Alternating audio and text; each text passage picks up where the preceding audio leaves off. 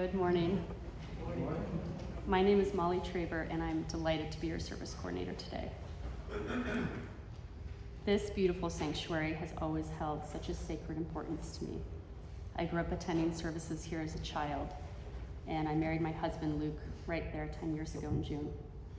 Now our 2-year-old daughter, Una, is enthralled with our traditions here, especially when we all sing together, which is also my favorite part. As I look out at your faces, I feel deep gratitude to be held by the warm embrace of this community, so thank you. A few announcements before we begin. There are many things going on at the North Chapel each week. Please take the time to read the announcements in your order of service, and you can always visit the church website for regular updates. Our minister, Dunkley, will be giving the reflection today. If you have children with you, our wonderful director of spiritual exploration, Tatum Barnes, is here with us. We invite those of you who are visiting for the first time to sign the guest book at the back of the church. Would any visitors like to stand up and introduce themselves this morning?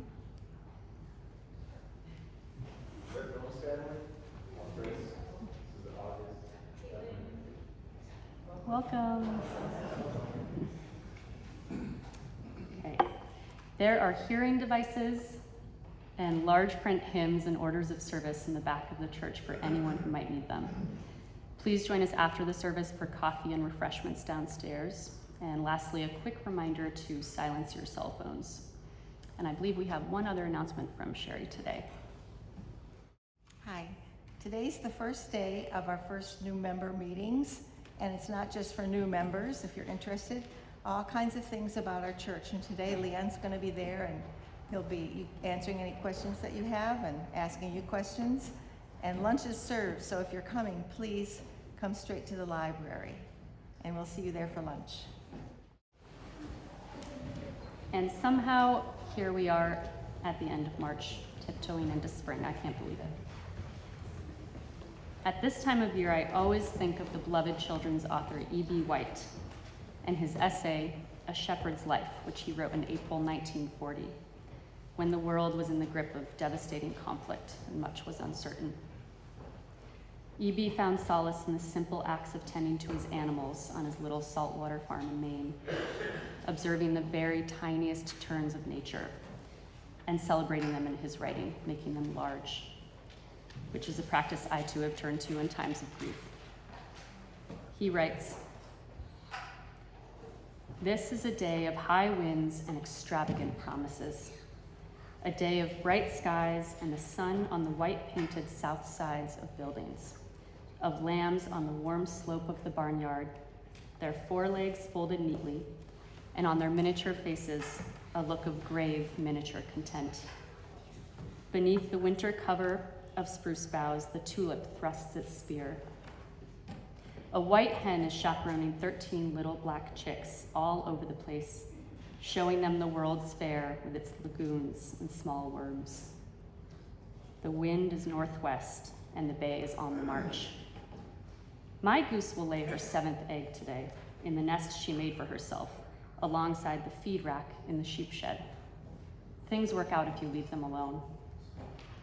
This is a day of the supremacy of warmth over cold, of peace over war. There is still a little snow along the fence rows, but it looks unreal, like the icing of a store cake. I am conducting my own peace these days.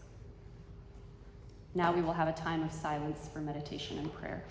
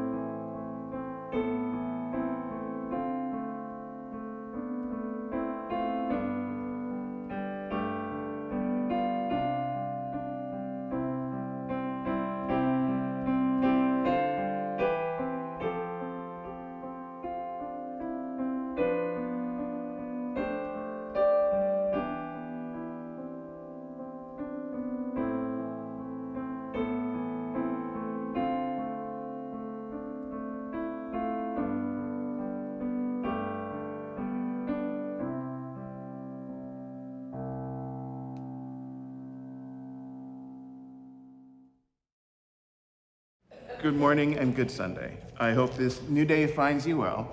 I wonder how we would prepare the path, if we knew that the peaceful one was returning to the holy city, Would we lay down palm fronds or roses or overcoats or grace? How would we welcome peace in a time of great conflict? There is a woman who led Sweet Honey in the Rock, whose name is Bernice Johnson Regan, and she said, and when there is promise of a storm, and you want change in your life, walk on out into it. And if you want change in your life and you are avoiding the trouble, you can forget it. She said, and when there's promise of a storm and you want change in your life, walk on out into it, and if you get to the other side, you will be different. She used these words to prepare their singing of Wade in the Water. Because the promise of a storm and because the coming of a storm can be a blessing. I want to share a story this morning that I learned from a ridiculous man, a fictional man, named Will Bailey, who's an actor on television, an actor named Joshua Molina. Will Bailey starred in a show called The West Wing that was written by Aaron Sorkin. I want to share this story because Will Bailey demanded the blessings of life. What does it mean to demand the blessings of life, especially as Unitarian Universalists? We who do not have a governing and required theology. We who are free to believe as we choose to believe. Now, the answer to this question, in order to answer this question, I need to retell a story that I learned from a Unitarian Universalist minister who served in Provincetown. His name was Bill Clark. I want to share it in a way that I shared it before. It's one of those stories that comes back again and again because it seems a little bit different each time, and because things change, and because this happened in real life, and because we change, and because I change. So here we go. How do you say blessings in sign language? Does anybody know? No. Angel's like, I can figure out how to spell it, but I can't remember what the sign is. And I ask this because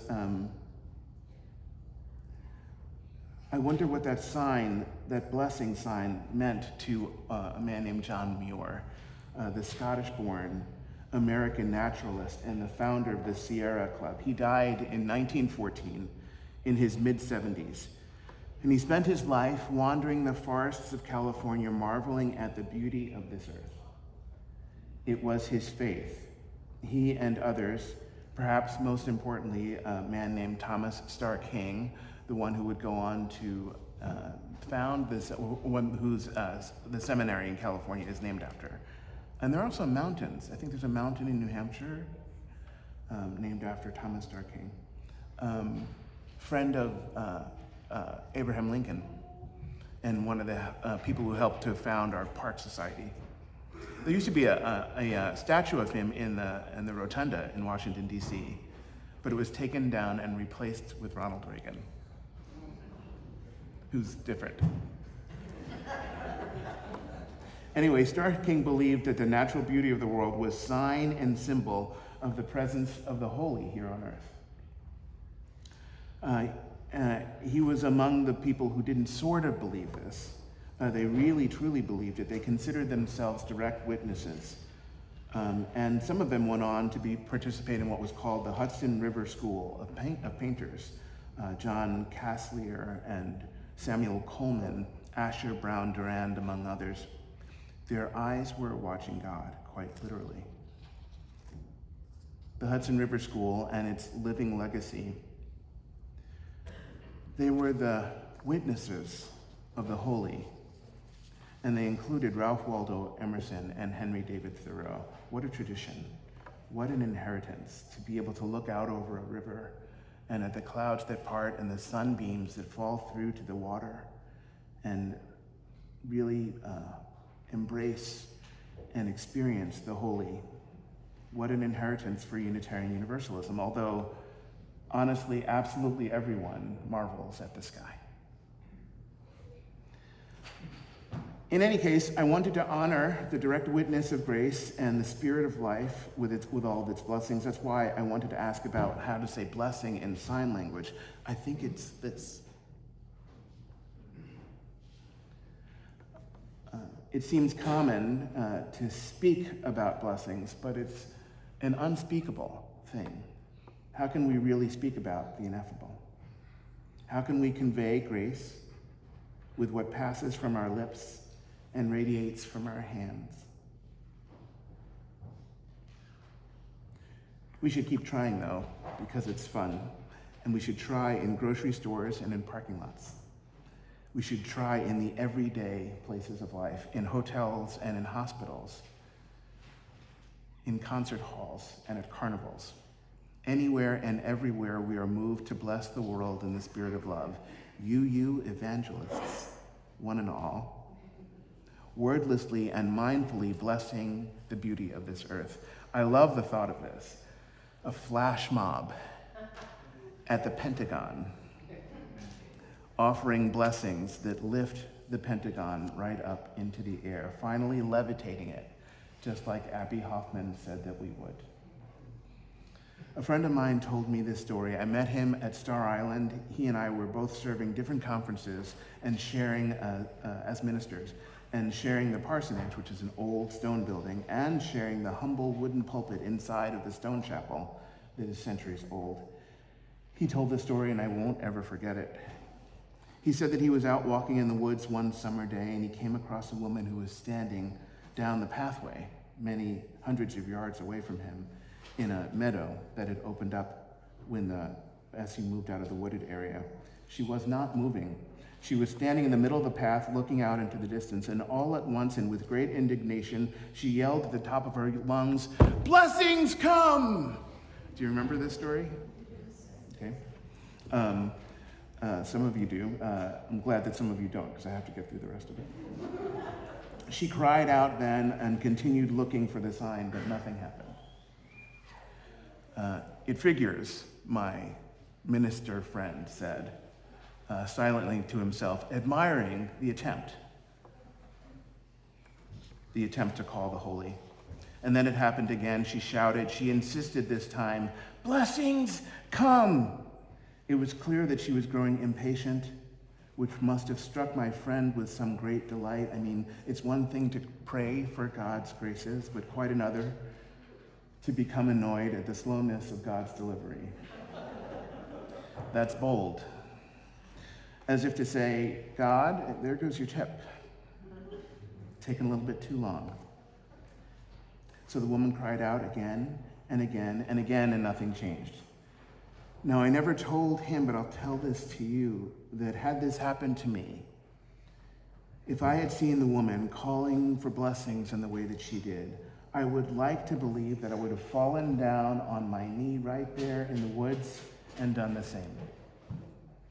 I would have made some small promise, some tiny covenant between me and nature, knowing that no covenant is ever small or tiny.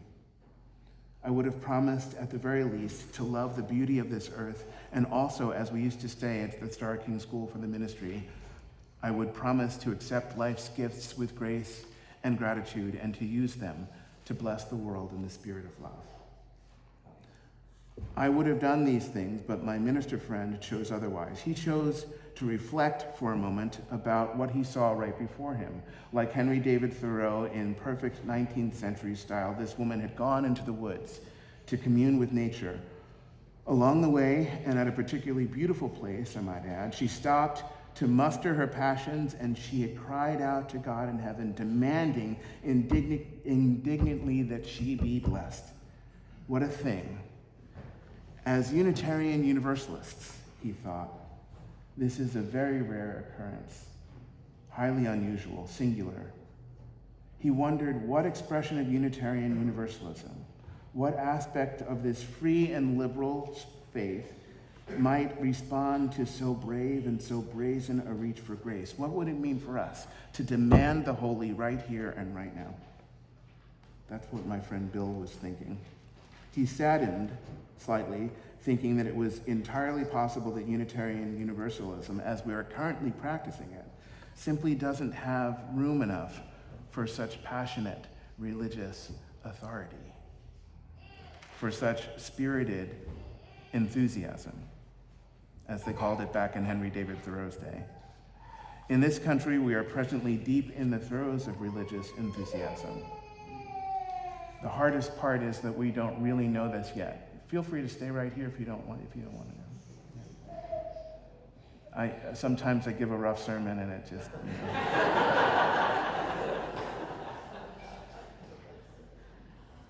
So anyway, suddenly there on the path in the woods, something changed. Something that turned the good world right upside down. Expanding my friend's former understanding of the holy into something that was entirely new. It didn't only happen to the woman, it happened to my friend and my colleague as well. He saw it with his own eyes. After the hail, blessings come, come. Finally, the 87-pound yellow Labrador retriever came bounding out of the woods.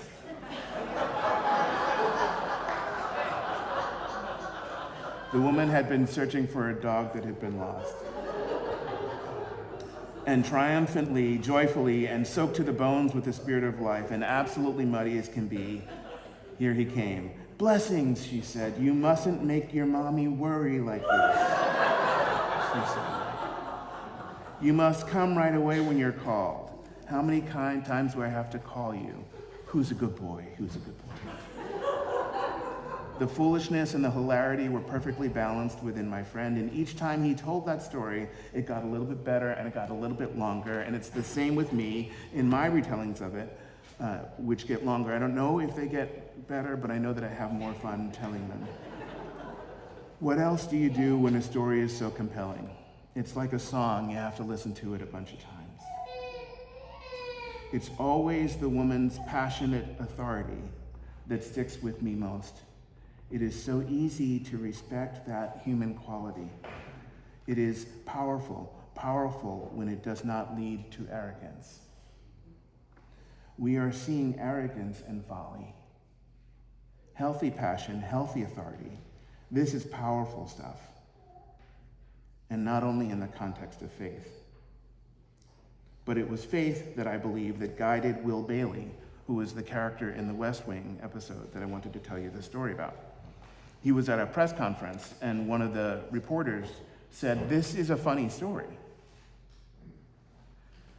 And Will said, "I'm glad that I could help out." And the reporter said, "Mr. Bailey, we're all standing here pretending that this is a regular press conference, and you're very engaging up there, but why isn't all of this a little bit preposterous?" Chuck Webb had been running for Congress. He was a promising candidate. He was the promising candidate for whom Will Bailey had been campaigning, but he suddenly died. To the surprise of everyone and to the astonishment of everyone, actually, Will Bailey chose to continue, seemingly inexplicably, chose to continue running the campaign. He didn't suspend it. He was winning. That's why the reporter at the press conference said, "This is a funny story." That's why she said that that she was pretending that everything was normal. She said, "Mr. Bailey, we're all sitting here pretending that this is a regular press conference and you're very engaging up there, but your candidate died. Why isn't all of this just a little bit preposterous?" And I don't know how he did it, but Will Bailey gave a very good answer. He responded by saying, "Chuck Webb is a 7-term congressman who, as chairman of not one but 2 commerce subcommittees, has taken money from the companies he regulates. He's disempowered them. He's weakened them. He's on the board of the NRA and once challenged another congressman to a fist fight on the floor over an amendment to make stalkers submit to background checks before buying AR-15s, AK-57s, street sweepers, MAC-10s, MAC-11s. He's joined protests designed to frighten pregnant women. Impressed, confused, frustrated, and increasingly impatient, the journalist, the reporter, interrupted this little speech and said, "What's your point?" And Will said, "My point is that there are worse things than no longer being alive." So the question before us is like, what do we stand for? What do we believe in? For what will we make our sacrifice? I went to school for the seminary in Berkeley, California, and the president of the seminary was a woman named Rebecca Ann Parker. She's about 5'5". She's the most powerful person I know and has the softest possible voice. We were sitting in a circle our first year for one of the required classes, and we were doing those introductory things. Where have you come from? What's your little elevator speech for your theology? What do you believe? You know, and Rebecca was sitting right next to me, and we started at the circle, somewhere at my 11 o'clock, and we were going around this way. So I knew that Rebecca was going to talk right before I was going to talk. So I was terrified, because on my bad days, I have a fairly big ego, and I needed to impress my teacher. And I was afraid that I wouldn't, because she was about to go, and what could I say that would follow her that would be impressive? So when she was talking, she said, "My name is Rebecca Ann Parker. I grew up in the Northwest, and Pacific Northwest, and one of the things that I believe in most in my life is the Star King School for the Ministry, for which I'm the president, and I would defend this institution with my life."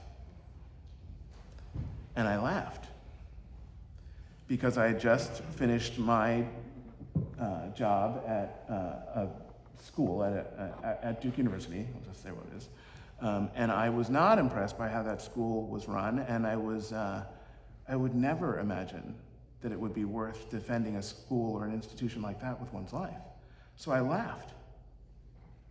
And Rebecca turned to me just very slowly, and I felt the heat of 100 suns burning my flesh, And I thought to myself, what would I defend with that level of intensity? And I want to ask you, what would you defend with that level of intensity? There was, I broke my leg in 2013. I broke my femur, my right femur, playing scoring a meaningless run in a softball game. We were up 11-2, and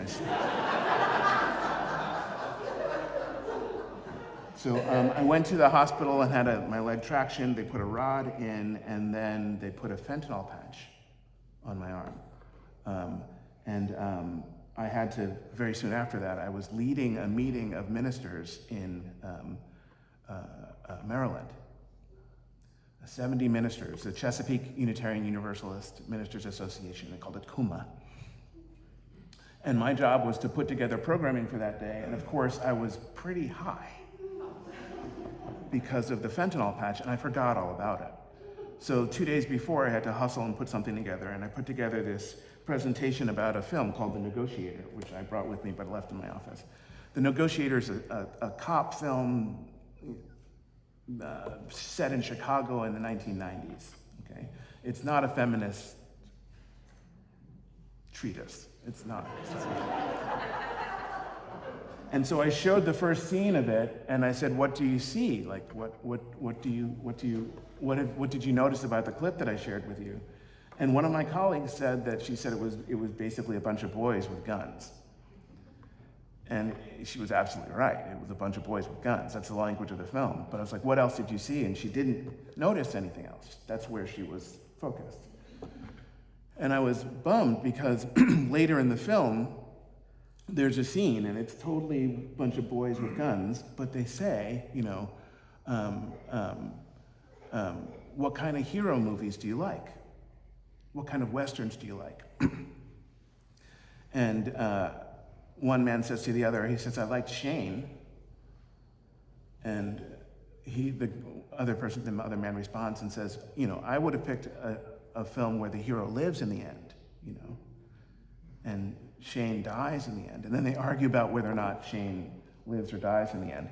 And I wanted to have a conversation with my ministers about the value of a theology in which the hero lives in the end or the hero dies in the end. How do those things compare? I wanted to prompt that conversation. And then I asked the other ministers in the room, what would you do if Sabrina Fulton walked into your church, and how would your theology affect that? Sabrina Fulton is the mother of a man named Trayvon Martin, right? So how would your church respond if someone who had just lost her son walked into your church? How would you respond? And the ministers said, I should first say that the ministers were of color, many of them, two that I noticed. There were like 5 in my memory, but like 2 that I noticed, like literally got up and were like, "Yep, I'm gonna go get a little coffee right now. I don't want to be part of this conversation. I don't want to be singled out by Leon. I don't want to, So they politely go to the back of the room and remove themselves. And the responses start coming in, and they're not, what is that called? Impressive. Someone said, "We did a racial justice service at our church some years ago. I would tell her about that." Someone said, "We did the Jubilee 2000 training that the Unitarian Universalist Association put together sometime. We did the Journey Towards Wholeness curriculum at our church." They responded by talking about their social justice teams. One person said, and the closing comment was, and it was early in the controversy, so we didn't quite know the full story, but one intern said, "I would need to know whether or not Trayvon Martin was guilty before I addressed the mom who had entered the church." So I was like, wow, that's really intense. I wonder how much our inner theology governs how we would respond to those situations. So I shared a poem with them. It was the poem for "My President Sang Amazing Grace." Do you know that poem? A young man came to a house of prayer. They did not ask what brought him there. He was not friend and he was not kin, but they opened the door and they let him in. And for an hour the stranger stayed, and he sat with them, and he seemed to pray.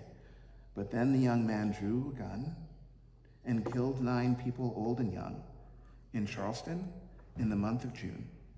And the mourners gathered in the room, and the president came to speak some words, and the cameras rolled, and the nation heard, but no words could say what must be said for all the living and the dead. So on that day and in that place, the president sang Amazing Grace. Do you remember that? We argued where to lay the blame, on one man's hate or a nation's shame, some sickness of the mind and soul, and my favorite line, and how the wounds might be made whole. But no words could say what must be said for all the living and the dead. So on that day and in that place, the president sang Amazing Grace. My president sang Amazing Grace. I asked the group of people, I need that name. Where are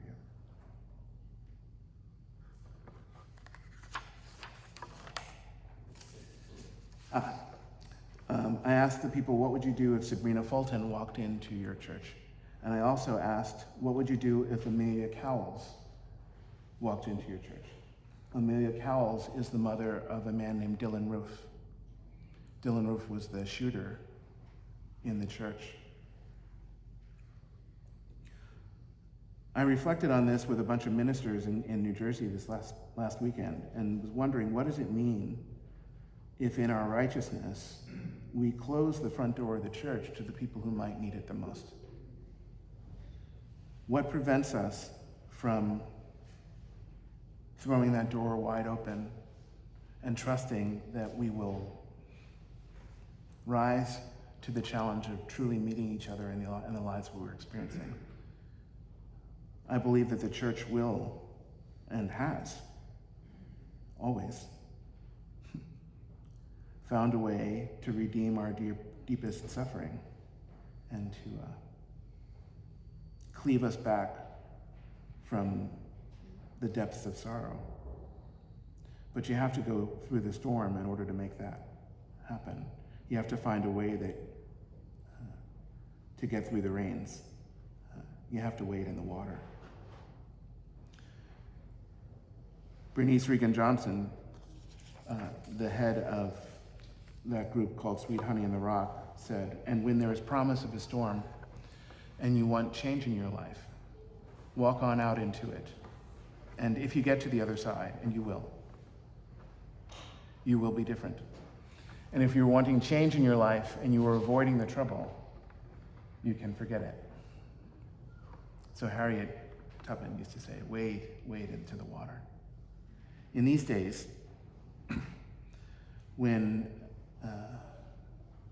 the wave of positive energy is gaining strength in Minneapolis, in Houston, in thousands of cities across the country, right here in Woodstock, in Montpelier. How do we hold on to that which is beautiful?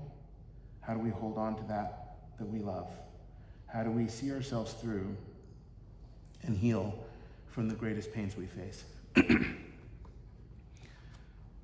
May we, in these days, on this Palm Sunday and in our approach to Easter, find that spirit in us that can find new energy, that can be reborn and can strengthen and can rise to meet the challenges of our day lovingly and compassionately. May we find peace enough in our souls and in ourselves to wander into the woods like Thoreau did, and to find that open meadow, and to stand out in the middle, boldly and honestly and passionately, defending with our lives what we believe, and asking of the great mystery, blessings come.